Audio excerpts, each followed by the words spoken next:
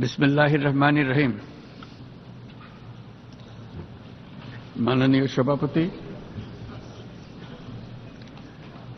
জাতিসংঘের সাধারণ পরিষদের সভাপতি নির্বাচিত হওয়ায় প্রথমেই আপনাকে আন্তরিক অভিনন্দন জানাচ্ছি। আমি আশ্বস্ত করছি যে আপনার এই দায়িত্ব পালনকালে বাংলাদেশ প্রতিনিধি দল আপনাকে পূর্ণাঙ্গ সহযোগিতা প্রদান করবে। জাতিসংঘের ম্যান্ডেটকে সমুন্নত রেখে বৈশ্বিক সংকটসমূহ নিরসনে মহাসচিব অ্যান্তোনিও গুতেরেসের দৃঢ় প্রতিজ্ঞ সাফল্যমণ্ডিত নেতৃত্বের জন্য তাকেও জানাই আন্তরিক সাধুবাদ। সামিট অব দ্য ফিউচার আয়োজনে আমি মহাসচিবের দূরদর্শী ভূমিকার বিশেষ প্রশংসা করছি। সম্মেলনে যে pact for the future and declaration on future generations সর্বসম্মতভাবে গৃহীত হয়েছে, তা এজেন্ডা 2030 পরবর্তী বৈশ্বিক উন্নয়ন কর্মপন্থা নির্ধারণে বিশেষ সহায়ক হবে বলে আমি মনে করি। বাংলাদেশ বিশ্বাস করে যে এই সম্মেলনের অর্জন বৈশ্বিক সমৃদ্ধি অর্জনের জন্য আমাদের সবার অভিপ্রায় ও সহযোগিতা কাঠামো প্রণয়নে দিক নির্দেশক হিসেবে কাজ করবে।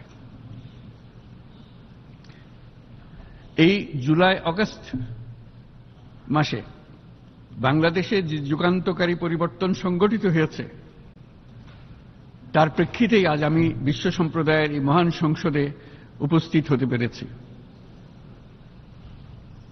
আমাদের গণমানুষের, বিশেষ করে তরুণ সমাজের অফুরন্ত শক্তি আমাদের বিদ্যমান রাষ্ট্র কাঠামো ও প্রাতিষ্ঠানিক আয়োজনগুলো আমূল রূপান্তরের এক নতুন সম্ভাবনার দ্বার উন্মোচন করেছে। আমাদের ছাত্র ও যুব সমাজের আন্দোলন প্রথম দিকে মূলত ছিল বৈষম্য বিরোধী আন্দোলন, পর্যায়ক্রমে তা গণ আন্দোলনের রূপ নিয়েছে। এরপর সারা পৃথিবী অবাক বিস্ময়ে দেখেছে কিভাবে সমগ্র বাংলাদেশের মানুষ একনায়কতন্ত্র, নিপীড়ন, বৈষম্য, অবিচার ও দুর্নীতির বিরুদ্ধে রাজপথ ও সামাজিক যোগাযোগের মাধ্যমে দৃঢ়ভাবে রুখে দাঁড়িয়েছিল। আমাদের ছাত্র জনতা তাদের অদম্য সংকল্প ও প্রত্যয়ের মাধ্যমে একটি স্বৈরাচারী ও অগণতান্ত্রিক শাসন ব্যবস্থা থেকে আমাদের মুক্তি এনে দিয়েছে। তাদের এই সংকল্পের মধ্যেই আমাদের দেশের ভবিষ্যৎ নিহিত।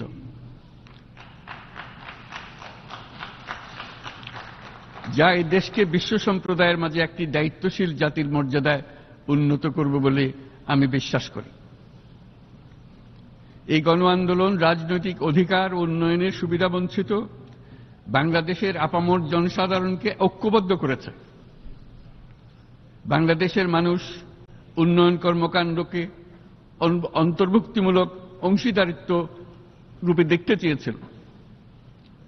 আমাদের জনগণ একটা ন্যায্য, অন্তর্ভুক্তিমূলক ও কার্যকর গণতন্ত্রের জন্য লড়াই করেছে, যার জন্য আমাদের নতুন প্রজন্ম জীবন উৎসর্গ করেছে। আমাদের এই তরুণীরা যে প্রজ্ঞা, সাহস ও প্রত্যয় দেখিয়েছে তা আমাদের অভিভূত করেছে, সারা বিশ্ববাসীকে অভিভূত করেছে। বন্দুকের গুলি উপেক্ষা করে বুক পেতে দাঁড়িয়ে গিয়েছিল আমাদের এই তরুণরা। অবৈধ রাষ্ট্র ক্ষমতার বিরুদ্ধে প্রবলভাবে সোচ্চার হয়েছিল আমাদের তরুণ তরুণীরা। স্কুল পড়ুয়া কিশোর কিশোরীরা তারা নিঃসঙ্গ চিত্তে উৎসর্গ করেছিল তাদের জীবন। শত শত মানুষ চিরতরে হারিয়েছে তাদের দৃষ্টিশক্তি। আমাদের মায়েরা, দিনমজুরেরা ও শহরের অগণিত মানুষ তাদের সন্তানদের কাঁধে কাঁধ মিলিয়ে নেমেছিল রাজপথে। তপ্ত রোদ বৃষ্টি, মৃত্যু ভয়কে তোয়াক্কা না করে তারা সত্য ও ন্যায়সঙ্গত আকাঙ্ক্ষার বিরুদ্ধে দীর্ঘকালব্যাপী রাষ্ট্রযন্ত্রকে পরিচালনা করার অশুভ ষড়যন্ত্রকে পরাভূত করেছিল। জনগণের এই আন্দোলনে আমাদের জানা মতে প্রায় 800-এরও বেশি জীবন আমরা হারিয়েছি স্বৈরাচারী শক্তির হাতে। উদারনীতি, বহুত্ববাদ ও ধর্মনিরপেক্ষতার উপর মানুষের গভীর বিশ্বাস থেকেই বাংলাদেশ রাষ্ট্রের অভ্যুদয় হয়েছিল। 1971 সালে যে মূল্যবোধকে বুকে ধারণ করে আমাদের গণমানুষ যুদ্ধ করেছিল, সেই মূল্যবোধকে বহু বছর পরে আবার জেনারেশন জি, যে প্রজন্ম জি, নতুনভাবে আমাদেরকে দেখতে শিখিয়েছে। এরকমটি আমরা দেখেছিলাম 1952 সালের ভাষা আন্দোলনে, বাংলাকে মাতৃভাষা হিসেবে প্রতিষ্ঠার সময়। বাংলাদেশের এই অভ্যুত্থান আগামী দিনগুলোতে বিশ্বের বিভিন্ন প্রান্তে মানুষকে মুক্তি ও ন্যায় বিচারের পক্ষে দাঁড়াতে প্রেরণা যোগাবে। আমাদের মুক্তি ও গণতান্ত্রিক আকাঙ্ক্ষাকে বাস্তবে রূপ দিতে আমি তাই আজ বিশ্ব সম্প্রদায়কে আমাদের নতুন বাংলাদেশের সঙ্গে সম্পৃক্ত হওয়ার উদাত্ত আহ্বান জানাচ্ছি। মাননীয় সভাপতি, যে রাষ্ট্র কাঠামো দুঃসহ হয়ে গেছে তার পুনর্গঠনের জন্য আমাদের তরুণরা, দেশের আপামর জনসাধারণ একমত হয়ে আমার এবং আমার উপদেষ্টা পরিষদের উপর আস্থা রেখে সরকার পরিচালনার এক মহান দায়িত্ব আমাদের উপর ন্যস্ত করেছে।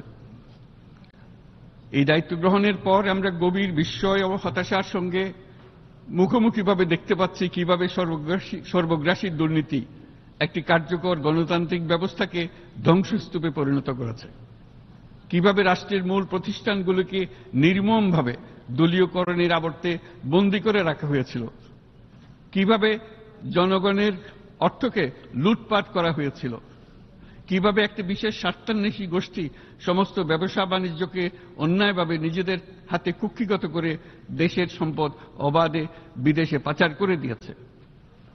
এক কথায়, কিভাবে প্রত্যেকটি পর্যায়ে ন্যায়, নীতি ও নৈতিকতা অদৃশ্য হয়ে গিয়েছিল। এরকম এক অবস্থার দেশকে পুনর্গঠন এবং জনগণের কাঙ্ক্ষিত রাষ্ট্র ব্যবস্থা প্রতিষ্ঠিত করার জন্য আমাদের উপর দায়িত্ব প্রদান করা হয়েছে। অতীতের ভুলগুলোকে সংশোধন করে একটা প্রতিযোগিতামূলক ও শক্তিশালী অর্থনীতি এবং ন্যায়ভিত্তিক সমাজ ব্যবস্থা গড়ে তোলাই এই মুহূর্তে আমাদের মূল লক্ষ্য। বর্তমান পরিবর্তিত পরিস্থিতিতে সকল রাজনৈতিক দল এখন স্বাধীনভাবে তাদের মতামত প্রকাশ করতে পারছে। যে সব ব্যক্তি বা প্রতিষ্ঠান রাষ্ট্রীয় কাজ ও সিদ্ধান্ত গ্রহণ করার প্রক্রিয়ায় সম্পৃক্ত, তাদের প্রত্যেকের জবাবদিহিতা নিশ্চিত করাই আমাদের অগ্রাধিকার। আমরা মানুষের মৌলিক অধিকারকে সমুন্নত ও সুরক্ষিত রাখতে দৃঢ়প্রতিজ্ঞ। আমাদের দেশের মানুষ মুক্তভাবে কথা বলবে, ভয়ভীতি ছাড়া সমাবেশ করবে, তাদের পছন্দের ব্যক্তিকে ভোট দিয়ে নির্বাচিত করবে, এটাই জাতির আকাঙ্ক্ষা এবং এটাই আমাদের লক্ষ্য। বিচার বিভাগের স্বাধীনতা সংরক্ষণ ও সাইবার ডোমেইন সহ গণমাধ্যমের স্বাধীনতা সুসংহতকরণে আমরা প্রতিজ্ঞাবদ্ধ। আমাদের একজন কৃষক বা একজন শ্রমিকের সন্তানও যেন সমাজের সর্বোচ্চ শিখরে পৌঁছতে পারে, সেই লক্ষ্যে বিশালকার অবকাঠামো নির্মাণের বদলে স্বাস্থ্য ও শিক্ষা খাতে বরাদ্দ বৃদ্ধির আমরা গুরুত্ব আরোপ করছি।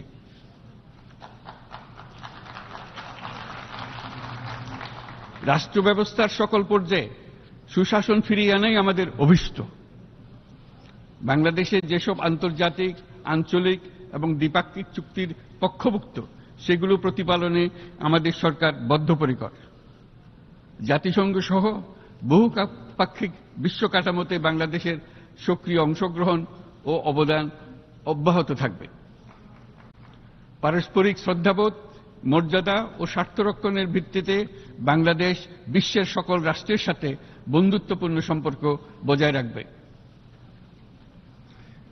মাননীয় সভাপতি, গত 7 সপ্তাহের মধ্যে আমাদের সরকার বিভিন্ন গুরুত্বপূর্ণ পদক্ষেপ গ্রহণ করেছে। আমাদের অনুরোধে সাড়া দিয়ে জাতিসংঘের মানবাধিকার বিষয়ক হাই কমিশনার বাংলাদেশের গণ আন্দোলনকালে সংগঠিত মানবাধিকার লঙ্ঘনের বিষয়ে বিস্তৃত অনুসন্ধান এবং এইসব বিষয়ে ঘটনার পুনরাবৃত্তি রোধে পরামর্শ প্রদানের জন্য একটা ফ্যাক্ট ফাইন্ডিং কমিশন গঠন এবং তার কাজ শুরু করার জন্য দ্রুত বাংলাদেশে পাঠিয়ে দিয়েছে। আমি তাকে বাংলাদেশের পক্ষ থেকে অশেষ ধন্যবাদ জানাচ্ছি। দায়িত্বভার গ্রহণের 2 সপ্তাহের মধ্যে আমরা গুম প্রতিরোধে যে আন্তর্জাতিক কনভেনশন রয়েছে তাতে যোগদান করেছি।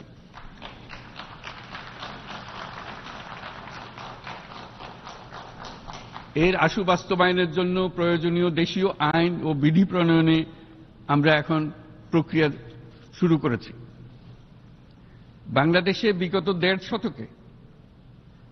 বাংলাদেশে গত দেড় দশকে যে সমস্ত গুমের অভিযোগ রয়েছে সেগুলো তদন্ত করার জন্য একটি তদন্ত কমিশন এই মুহূর্তে কর্মরত আছে। মানুষের আস্থা, আত্মবিশ্বাস ফিরিয়ে আনতে এবং নির্মম অতীত যেন আর ফিরে না আসে কোনোদিন, সেই জন্য আমরা কিছু সুনির্দিষ্ট খাতে সংস্কারকে অগ্রাধিকার দিয়েছি। সেই লক্ষ্যে আমরা বিদ্যমান নির্বাচন ব্যবস্থা, সংবিধান, বিচার ব্যবস্থা, জনপ্রশাসন, আইন শৃঙ্খলা ব্যবস্থা সংস্কারের জন্য স্বাধীন কমিশন গঠন করেছি। সংবাদপত্র ও গণমাধ্যমের সংস্কারের জন্যও পৃথক কমিশন সহ আরো কয়েকটি বিশেষ বিষয়ে কমিশন গঠন প্রক্রিয়াধীন রয়েছে। ব্যবসা বাণিজ্যে অনুকূল পরিবেশ সৃষ্টির লক্ষ্যে আমরা ব্যাংক ও আর্থিক খাতের ব্যাপক সংস্কারের উদ্যোগ গ্রহণ করেছি। কোনো বিদেশি ব্যবসা বা বিনিয়োগ যেন ক্ষতিগ্রস্ত না হয় তা নিশ্চিত করতে আমরা বদ্ধপরিকর। এইসব সংস্কার যেন টেকসই হয়, দীর্ঘমেয়াদে নিশ্চিত করতে এবং অবাধ ও নিরপেক্ষ অংশগ্রহণমূলক নির্বাচনের জন্য উপযোগী পরিবেশ সৃষ্টি করতে আমরা কাজ করে যাচ্ছি। গণতন্ত্র, আইনের শাসন, সমতা, সমৃদ্ধি অর্জনের মাধ্যমে একটি ন্যায়ভিত্তিক সমাজ হিসেবে আত্মপ্রকাশের অভিপ্রায় বাস্তবায়নে আমি বাংলাদেশের প্রতি আন্তর্জাতিক সম্প্রদায়ের সমর্থন ও গভীরতর সম্পর্ক গঠন করার জন্য আহ্বান জানাচ্ছি।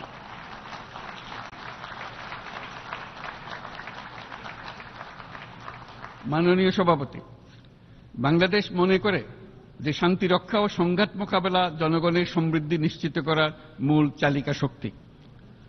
সাম্প্রতিক বিপ্লবকালে আমাদের ইতিহাসের সবচেয়ে কঠিনতম সময়ে জনগণের মুক্তির আকাঙ্ক্ষা পূরণে তাদের পাশে দৃঢ়ভাবে দাঁড়িয়ে আমাদের সাহসী সশস্ত্র বাহিনী সমূহ আরো একবার শান্তির প্রতি তাদের অঙ্গীকার প্রমাণ করেছে।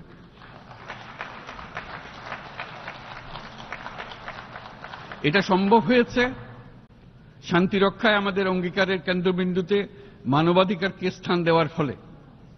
জাতিসংঘের পিস বিল্ডিং কমিশনের সূচনা লগ্ন থেকেই শান্তি রক্ষার মতো শান্তি বিনির্মাণেও বাংলাদেশ সমান অঙ্গীকার ব্যক্ত করে এসছে। আমাদের দিনগুলোতে আমরা জাতিসংঘের শান্তি রক্ষা কার্যক্রমে আমাদের মূল্যবোধ ভিত্তিক অবদানের ধারাবাহিকতা রক্ষা, সমুন্নত ও প্রসারিত করতে বদ্ধপরিকর।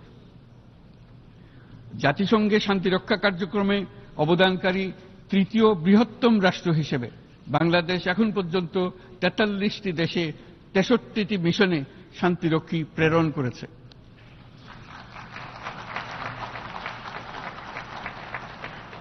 বসনিয়া থেকে শুরু করে কঙ্গো পর্যন্ত বিশ্বের বিভিন্ন প্রান্তে এসব মিশনে দায়িত্ব পালনকালে 168 জন বাংলাদেশি শান্তিরক্ষী নিজেদের জীবন বিসর্জন দিয়েছে।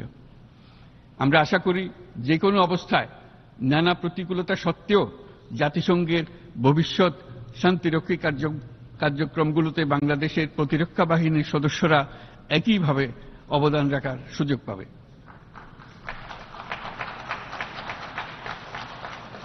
মাননীয় সভাপতি, আমাদের সকলের বাসস্থান এই পৃথিবী বৈশ্বিক অগ্রাধিকারগুলোকে সঠিকভাবে নির্ণয় করতে আগ্রহী। জলবায়ু পরিবর্তন আমাদের সকলের অস্তিত্বের প্রতি হুমকি স্বরূপ। এই গ্রীষ্মে সর্বকালের রেকর্ড ভঙ্গকারী তাপদাহ আমাদের জলবায়ুজনিত পরিবর্তনের কথা স্পষ্টভাবে স্মরণ করিয়ে দিয়েছে। আমাদের যা প্রয়োজন তা হল জলবায়ু সম্পর্কিত ন্যায় বিচার, যাতে করে দায়িত্বজ্ঞানহীন সিদ্ধান্ত, উদাসীন আচরণ কিংবা এর মাধ্যমে সাধিত ক্ষতির বিষয়ে যারা সংশ্লিষ্ট তাদের দায়বদ্ধ করা যায়। জলবায়ু পরিবর্তনজনিত দীর্ঘমেয়াদী প্রভাবগুলো অপূরণীয় ক্ষতির কারণ হয়ে দাঁড়িয়েছে। আমরা জীব বৈচিত্র্য হারিয়ে ফেলছি, প্যাথোজেনের পরিবর্তনের ফলে নতুন রোগ বাড়ছে, কৃষিক্ষেত্রে চাপ বাড়ছে ক্রমাগতভাবে, পানি সম্পদ ঝুঁকিতে ফেলছে আমাদের বাসযোগ্যতাকে, সমুদ্র পৃষ্ঠের উচ্চতা বৃদ্ধি এবং লবণাক্ততা আমাদের ক্ষতি করছে প্রতিনিয়ত। ঘূর্ণিঝড়ের সংখ্যা ও মাত্রা বৃদ্ধির কারণে যেই ক্ষতি হচ্ছে তাকে উপেক্ষা করার সুযোগ নেই। ক্ষুদ্র কৃষক, প্রান্তিক পর্যায়ে জীবিকা অন্বেষণকারীরা জলবায়ু পরিবর্তনজনিত ঝুঁকির মুখোমুখি হচ্ছে সবচেয়ে বেশি। আমি আজ এই বিশ্ব সভায় যখন কথা বলছি তখন বাংলাদেশের পূর্বাঞ্চলে 50 লাখেরও অধিক মানুষ তাদের জীবদ্দশায় হওয়া সবচেয়ে ভয়াবহ বন্যা মোকাবেলা করে যাচ্ছে। মহাসচিব গুতেরেস আমাদেরকে দেখিয়েছেন যে বিদ্যমান পরিক্রমা অব্যাহত থাকলে বিশ্বের গড় তাপমাত্রা 2.7 ডিগ্রি সেলসিয়াস বৃদ্ধির দিকে অগ্রসর হতে থাকবে।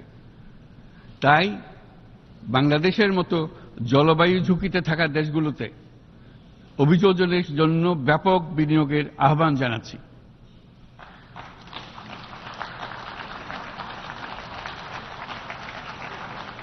এছাড়াও উদ্ভাবনী শক্তির প্রয়োগ, অতিরিক্ত অর্থায়নের মাধ্যমে লস এন্ড ড্যামেজ ফান্ডকে কার্যকর করা আমাদের জন্য অত্যন্ত গুরুত্বপূর্ণ। একইভাবে আমাদের প্রয়োজন প্রযুক্তির সহজলভ্যতা, সক্ষমতা বৃদ্ধি। নির্দিষ্ট করে বললে আমাদের দরকার জীবন রক্ষাকারী প্রযুক্তি, বিশেষত কৃষি, পানি এবং জনস্বাস্থ্য খাতে, যেখানে ক্ষুদ্র ক্ষুদ্র উদ্ভাবন এবং সমাধানসমূহ ঝুঁকিতে থাকা জনগোষ্ঠীকে রক্ষা করতে পারে। জলবায়ু সংকটের মোকাবেলা এবং বৈশ্বিক অর্থনীতি সুসংহতকরণে আমাদের যুগপৎভাবে কাজ করতে হবে। বিশ্ব সম্প্রদায় এখন কার্বন মুক্ত পৃথিবী গড়ে তুলতে মনোযোগী হচ্ছে। বিশ্বের অধিকাংশ মানুষকে এই ধরনের পরিবর্তনের সুফলভোগী করতে হলে নেট জিরো পৃথিবীর দিকে আমাদেরকে অগ্রসর হতে হবে। বাংলাদেশের মতো দেশগুলোকে সাথে নিয়ে যেতে হবে। তা না হলে পারস্পরিক দায়িত্ববোধের মাধ্যমে পারস্পরিক সমৃদ্ধি অর্জনে আমাদের সার্বজনীন অঙ্গীকার পূরণে পিছিয়ে পড়ব আমরা। এই ক্ষেত্রে আমি বিশ্বাস করি সমগ্র বিশ্ব একসাথে 3-0 লক্ষ্য অর্জনের ধারণা বিবেচনা করে দেখতে পারে, যার মাধ্যমে আমরা শূন্য দারিদ্র্য, শূন্য বেকারত্ব এবং শূন্য নেট কার্বন নিঃসরণ অর্জন করতে পারি।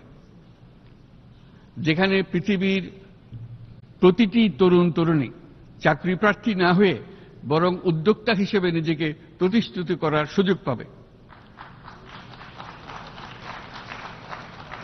তারা যেন এই সম্পদের সীমাবদ্ধতা সত্ত্বেও নিজ নিজ সৃজনশীলতার বিকাশ করতে পারে, যেখানে একটি ব্যবসায়িক উদ্যোগ সামাজিক সুফল, অর্থনৈতিক মুনাফা এবং প্রকৃতির প্রতি দায়িত্বশীলতার মধ্যে একটি চমৎকার ভারসাম্য আনতে পারে, যেখানে সামাজিক ব্যবসার মাধ্যমে যে কোনো ব্যক্তি ভোগবাদী জীবনধারা থেকে উত্তরণ করে সামাজিক ও অর্থনৈতিক পরিবর্তনের সৃজনশীল শক্তি হিসেবে নিজেকে প্রতিষ্ঠিত করতে পারে।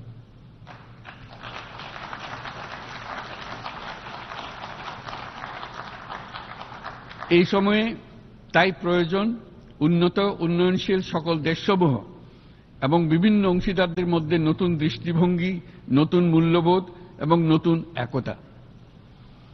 সামগ্রিকভাবে এই লক্ষ্য অর্জনে জাতিসংঘ ব্যবস্থা, জাতীয় আঞ্চলিক পর্যায়ে সরকারসমূহ, সকল ব্যবসা প্রতিষ্ঠান, বেসরকারি অংশীজন এবং দাতব্য সংস্থাগুলোকে একসঙ্গে কাজ করতে হবে।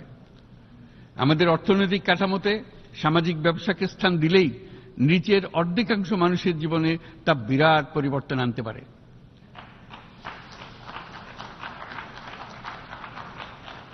এই পদক্ষেপ একই সঙ্গে জলবায়ুর ধ্বংসাত্মক গতিকে সফলভাবে রোধ করতে পারে এবং বাজার ব্যবস্থার মাধ্যমেই এই মীমাংসা হতে পারে। এ বিষয়ে আমি মহাসচিব গুতেরেসের বিশেষ দৃষ্টি আকর্ষণ করছি। মাননীয় সভাপতি, বহুমুখী সংকটে জর্জরিত বর্তমান বিশ্বে যুদ্ধ এবং সংঘাতের ফলে ব্যাপক ভিত্তিতে মানুষের অধিকার খর্ব হচ্ছে। বিশ্ববাসীর উদ্বেগ এবং নিন্দা সত্ত্বেও গাজায় গণহত্যা থামছে না।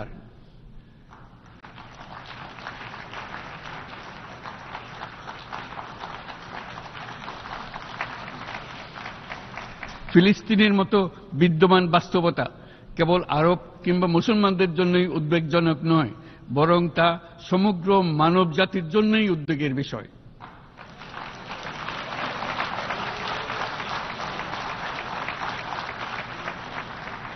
একজন মানুষ হিসেবে প্রত্যেক ফিলিস্তিনির জীবন অমূল্য।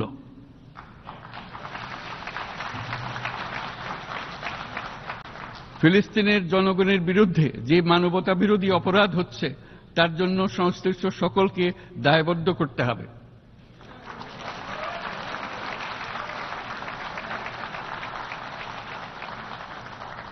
ফিলিস্তিনের জনগণের উপর চলমান নৃশংসতা, বিশেষত নারী এবং শিশুদের সাথে প্রতিনিয়ত যে নিষ্ঠুরতা বিশ্ব দেখাচ্ছে, তা থেকে নিস্তারের জন্য বাংলাদেশ অনতিবিলম্বে সম্পূর্ণ যুদ্ধবিরতির আহ্বান জানাচ্ছে।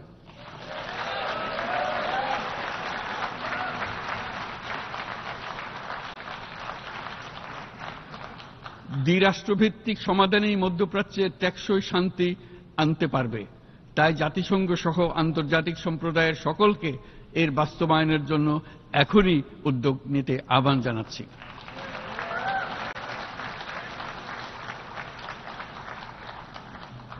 গত 2.5 বছর ধরে ইউক্রেনে চলমান যুদ্ধে বহু মানুষ প্রাণ হারিয়েছে। এই যুদ্ধের প্রভাব সর্বব্যাপী, এমনকি বাংলাদেশের অর্থনীতিতেও এর নেতিবাচক প্রভাব আমরা অনুভব করছি। আমরা তাই উভয় পক্ষকে সংলাপে বসে বিরোধ নিরসনের মাধ্যমে যুদ্ধের অবসান ঘটানোর আহ্বান জানাচ্ছি।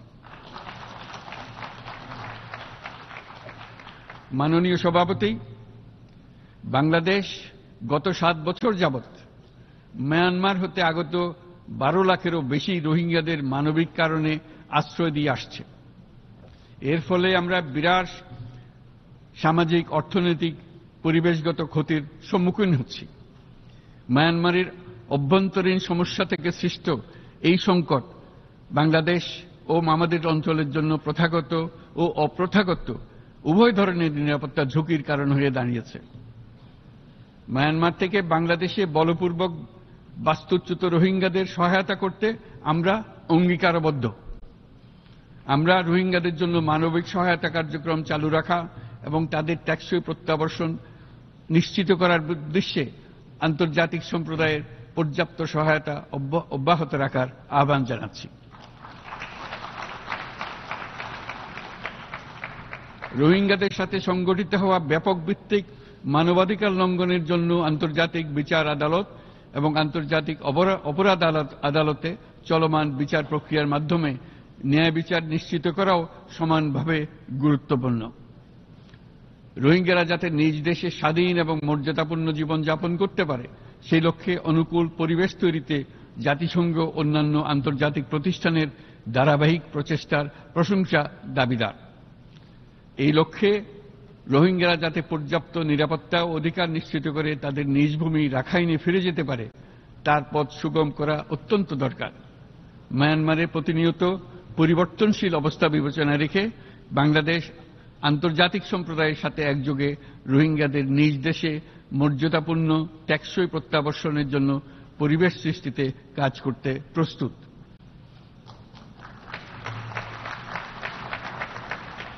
মাননীয় সভাপতি, রাজনৈতিক মুক্তি এবং সামাজিক অর্থনৈতিক জাগরণ ব্যতীত শান্তি ও নিরাপত্তা নিশ্চিতে সাফল্য অর্জন করা সম্ভব নয়। প্রায় 1 দশক পূর্বে বিশ্ব সম্প্রদায় সর্বসম্মতক্রমে এজেন্ডা 2030 প্রণয়ন করেছিল। আমরা সবাই আমাদের সামষ্টিক আকাঙ্ক্ষা ও বিশ্বাস অর্পণ করেছি এই সার্বজনীন টেকসই উন্নয়ন অভিষ্টগুলো অর্জনে। সার্বিকভাবে মাত্র 17% ও কম লক্ষ্যমাত্রা অর্জন হয়েছে। স্পষ্টতই এই ক্ষেত্রে অনেক উন্নয়নশীল রাষ্ট্র আরো পিছিয়ে আছে। উন্নয়নশীল দেশগুলোকে এসডিজি অর্থায়নের বছরে প্রায় 2.5 থেকে 4 ট্রিলিয়ন মার্কিন ডলারের সমান ঘাটতি মোকাবেলা করতে হচ্ছে। উন্নয়নশীল বিশ্বের ঋণের বোঝা, ক্ষয়িষ্ণু আর্থিক সক্ষমতা এবং জলবায়ু পরিবর্তনের ক্ষতিকর প্রভাবের কারণে বাংলাদেশের মতো দেশগুলিতে বেশি ঝুঁকিতে রয়েছে। আমরা আশা করি উন্নয়নের জন্য অর্থায়ন সংক্রান্ত চতুর্থ আন্তর্জাতিক সম্মেলনে এই ধরনের জটিল এবং কাঠামোগত সমস্যাগুলোর দিকে নজর দেওয়া হবে। বহুপাক্ষিক আর্থিক প্রতিষ্ঠানগুলোকে এমন অভিন্ন লক্ষ্যে নিয়ে যাওয়ার কাজ করতে হবে যাতে সকল রাষ্ট্র সমানভাবে সম্পদ ও সুযোগের ব্যবহার করতে পারে। তারা নিজেদের কর্মসূচিতে সামাজিক ব্যবসাকে গুরুত্বপূর্ণ ভূমিকা দিতে পারে, যাতে নিম্ন আয়ের দেশগুলোর বাস্তবতাকে বিশেষভাবে মোকাবেলা করা যায়, যা ব্যবসায়ী উদ্যোগ এবং ব্যক্তির সৃজনশীলতাকে উদ্বুদ্ধ করে, যা বঞ্চিত জনগোষ্ঠীকে বিশালভাবে সহায়তা করে। এই ক্ষেত্রে অবৈধ অর্থের প্রবাহ এবং উন্নয়নশীল দেশগুলো থেকে সম্পদ পাচার বন্ধ করা অত্যন্ত আবশ্যক। উন্নয়নশীল দেশগুলো থেকে পাচার হয়ে যাওয়া সম্পদ ফেরত আনার জন্য আন্তর্জাতিক সহযোগিতা জোরদার করতে হবে। আমরা আশা করি কর ফাঁকি রোধে আন্তর্জাতিক কর কনভেনশন অতি শীঘ্রই গৃহীত হবে। মাননীয় সভাপতি, আমরা যে নিবিড়ভাবে সংযুক্ত বিশ্বে বসবাস করছি, সেখানে অভিবাসন এবং মানুষের অবাধ প্রবাহ এক অলঙ্ঘনীয় বাস্তবতা। বাংলাদেশী নাগরিকরা প্রতিনিয়ত বিভিন্ন দেশে অভিবাসী হিসেবে যাচ্ছেন। তারা বিভিন্ন দেশে তাদের কর্মসংস্থানের সন্ধানে আছেন। বিশ্বের বিভিন্ন প্রান্তে এই মুহূর্তে প্রায় 1.5 কোটি প্রবাসী বাংলাদেশী আছেন। সকলের জন্য অভিবাসনের উপযোগিতা নিশ্চিত করতে নিয়মিত অভিবাসনের পথ সুগম করতে হবে। আন্তর্জাতিক সম্প্রদায়কে অভিবাসীদের মানবাধিকার এবং তাদের প্রতি মানবিক আচরণ নিশ্চিত করতে হবে। অভিবাসনের উপর 2018 সালে যে গ্লোবাল কম্প্যাক্ট অন মাইগ্রেশন গৃহীত হয়েছে, তার পূর্ণ বাস্তবায়নে বাংলাদেশ প্রতিশ্রুতিবদ্ধ এবং একই সাথে অনিরাপদ অভিবাসন রোধেও আমরা বদ্ধপরিকর। মাননীয় সভাপতি, প্রতি বছর প্রায় 25 লক্ষ তরুণ তরুণী বাংলাদেশের শ্রমবাজারে যুক্ত হচ্ছেন। বাংলাদেশের বিপুল জনশক্তির প্রায় 2/3 তরুণ। এই জনশক্তিকে বর্তমান ও আগামীর জন্য গড়ে তোলা বাংলাদেশের জন্য একটা বড় চ্যালেঞ্জ। ক্রমপরিবর্তনশীল কর্মজগতে একজন তরুণকে প্রতিনিয়ত নতুন দক্ষতা অর্জন করতে হয়। এই কর্মপরিবেশের সাথে মানিয়ে নেওয়া শিখতে হয়। এই জন্য বাংলাদেশ যখন মধ্যম আয়ের দেশ হিসেবে উন্নতি হচ্ছে, তখন আমরা শিক্ষা এবং প্রযুক্তিগত সহায়তা লাভের উপর বিশেষ জোর দিচ্ছি। এবার কৃত্রিম বুদ্ধিমত্তার বিষয়ে আসি। কৃত্রিম বুদ্ধিমত্তার অভাবনীয় বিকাশ এবং এর বহুমাত্রিক প্রয়োগে বাংলাদেশ বিশেষভাবে আগ্রহী। আমাদের তরুণ সমাজ জেনারেটিভ আর্টিফিশিয়াল ইন্টেলিজেন্সের সম্ভাবনা নিয়ে উচ্ছ্বসিত। একজন বিশ্ব নাগরিক হিসেবে তারাও চায় নতুন পৃথিবী নিয়োজিত হতে, কর্মক্ষম হিসেবে নিজেকে গড়ে তুলতে। বাংলাদেশের মতো বৃহৎ তরুণ জনগোষ্ঠীর দেশ যাতে কৃত্রিম বুদ্ধিমত্তার প্রয়োগজনিত অর্জিত সুফল থেকে পিছিয়ে না পড়ে, বিশ্ব সম্প্রদায়কে তা নিশ্চিত করতে হবে। একই সঙ্গে নিশ্চিত করতে হবে যেন কৃত্রিম বুদ্ধিমত্তার কারণে কর্মক্ষেত্রে মানুষের চাহিদা ক্রমাগতভাবে সংকুচিত হয়ে না যায়। এই প্রসঙ্গে আমি উল্লেখ করি যে আমরা ভিন্ন একটা ইন্টেলিজেন্স, অটোনোমাস ইন্টেলিজেন্স, অর্থাৎ যে কৃত্রিম বুদ্ধিমত্তা নিজেই নিজের কৃত্রিম বুদ্ধিমত্তাকে সম্প্রসারিত করতে পারে মানুষের কোনো হস্তক্ষেপ ছাড়াই, তার ব্যাপারে আমরা বৈজ্ঞানিকদের দৃষ্টি আকর্ষণ করতে চাই। তারা যেন এই ক্ষেত্রে অগ্রসর হওয়ার আগে মানুষের উপরে প্রভাব সম্বন্ধে নিশ্চিত হয়ে অগ্রসর হন। আমাদের ধারণা অটোনোমাস ইন্টেলিজেন্স মানুষের অস্তিত্বকে বিপন্ন করে তুলতে পারে। কাজে এই ব্যাপারে আমাদের সম্পূর্ণ সজাগ থাকতে হবে। মাননীয় সভাপতি, আমাদের আসলে দরকার নতুন ধরনের সহযোগিতা কাঠামো, যেখানে বৈশ্বিক ব্যবসা ও জ্ঞানের অধিকারী গোষ্ঠী মানুষের চাহিদাগুলোকে যথাযথভাবে অনুধাবন করবে।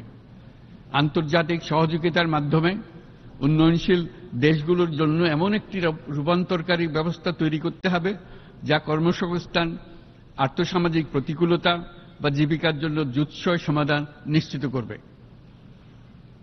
মাননীয় সভাপতি, আমাদের প্রচেষ্টা, সক্ষমতা এবং সম্পদ একত্রীকরণের মাধ্যমে সকলের সামর্থ্য, উদ্ভাবনী শক্তি এবং সমৃদ্ধিকে কাজে লাগাতে হবে। আর্থসামাজিক উন্নয়ন এবং জলবায়ু সহনশীলতা নিয়ে আমরা প্রতিনিয়ত যে প্রতিকূলতার সম্মুখীন হচ্ছি, সম্মিলিত উদ্যোগের মাধ্যমে তার মোকাবেলা করতে হবে। বৈশ্বিক দক্ষিণের দেশগুলোকে অনন্য অর্থনৈতিক এবং সামাজিক প্রেক্ষাপটে দক্ষিণ দক্ষিণ এবং ত্রিভুজীয় সহযোগিতা এই ক্ষেত্রে বিশেষভাবে সহায়ক হতে পারে বলে আমি মনে করি। বৈশ্বিক দক্ষিণের আওয়াজকে বিশ্বব্যাপী জোরালোভাবে তুলে ধরার জন্য প্রয়োজন সম্মিলিত উদ্যোগ। সেই জন্য বৈশ্বিক এজেন্ডা প্রণয়ন ও বাস্তবায়ন নিশ্চিত করতে বৈশ্বিক দক্ষিণের দেশগুলোর মতামতকে যথাযথ গুরুত্বের সাথে বিবেচনা করতে হবে। জনাব সভাপতি, কোভিড অতিমারির অভিজ্ঞতায় আমরা দেখেছি জনস্বাস্থ্যে ব্যাপক বিনিয়োগ কতটা গুরুত্বপূর্ণ হতে পারে। বিশ্ব স্বাস্থ্য সংস্থায় বৈশ্বিক অতিমারি চুক্তির চলমান আলোচনায় বাংলাদেশ নেতৃত্ব প্রদান করে চলেছে।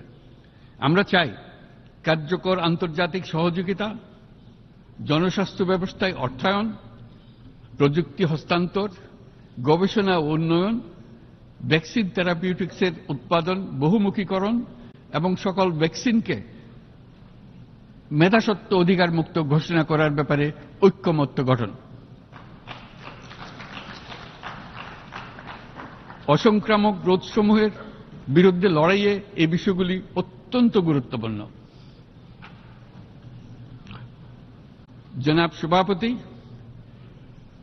এবছর আমরা জাতিসংঘের সাথে বাংলাদেশের অংশীদারিত্বের সুবর্ণ জয়ন্তী উদযাপন করছি। গত 50 বছর ছিল আমাদের জন্য একটা পারস্পরিক শিক্ষণীয় সম্মিলিত যাত্রা। সীমিত উপায়ে বাংলাদেশ বৈশ্বিক শান্তি ও নিরাপত্তা, ন্যায়, সমতা, মানবাধিকার প্রতিষ্ঠায় ধারাবাহিকভাবে অবদান রেখে আসছে।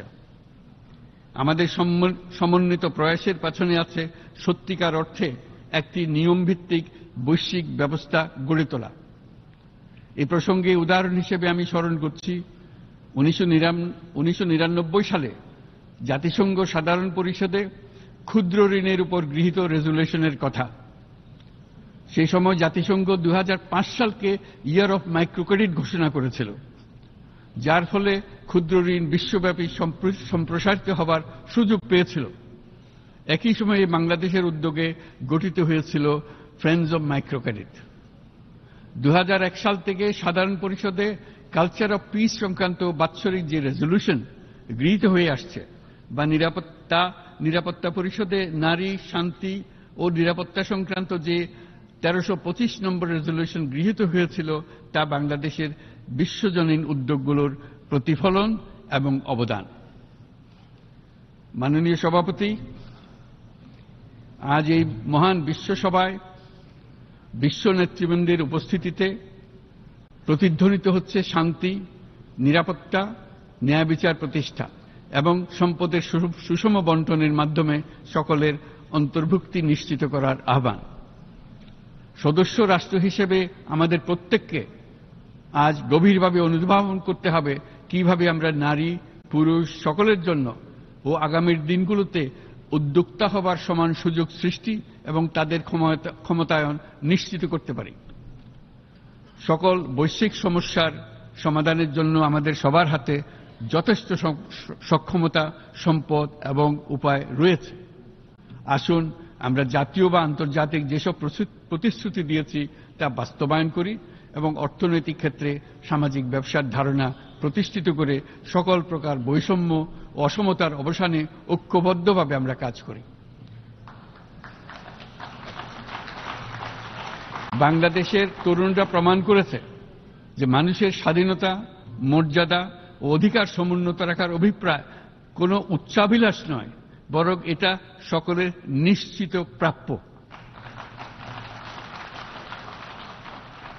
আজ এই মহান সমাবেশে আপনাদের উপস্থিতিতে শান্তি, সমৃদ্ধি ও ন্যায় বিচার নিশ্চিত করতে আন্তর্জাতিক, আঞ্চলিক এবং জাতীয় পর্যায়ে বাংলাদেশে তার ভূমিকাকে ক্রমাগতভাবে জোরদার করার নিশ্চয়তা দিচ্ছে। আজ আপনাদের সবাইকে শুভেচ্ছা জানাচ্ছি, ধন্যবাদ জানাচ্ছি।